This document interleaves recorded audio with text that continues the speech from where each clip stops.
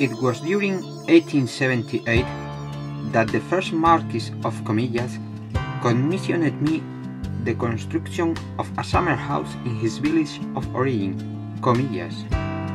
He needed a proper place to accommodate his close friend, the King Alfonso XII. The chosen place for the palace to be built was the Sobrellano field, on the top of a hill in front of the sea. Unfortunately, the Marquis passed away some years before the ending of the Sobrellano Palace construction. We are in the Sobrellano Palace. It was designed by Joan Martorell, an architect from Catalonia.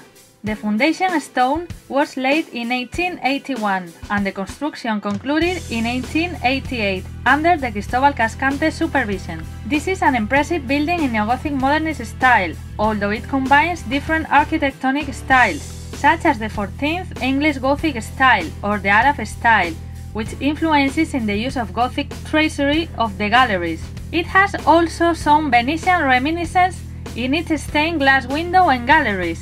The main entrance is located in the north facade. Above the arch there is a cowl of the Marquis of Comillas, with some sculptures of the trading and navigation allegories of the Marquis' riches. The south facade is much more sober and it resembles the entrance of the ecclesiastical buildings.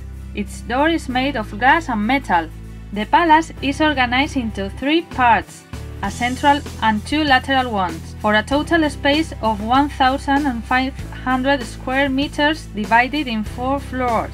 Only the first floor can be visited, where the main rooms of the palace are, such as the throne room with gold leaf walls, impressive and color-stained glass and mural paintings by Eduard Llorens Masdeu. Also, there are some chimneys designed by a young Antonio Gaudí. The grandeur of the Sobrellano Palace are the Romanesque-style gardens. Pines, cedars and an Indian chestnut hide some unexpected treasures such as water walls, artificial caves, columns and even a Roman sarcophagus. The palace was concluded in 1888 and inaugurated by Claudio López, the second Marquis of Comillas. Nowadays, it belongs to the Cantabrian government.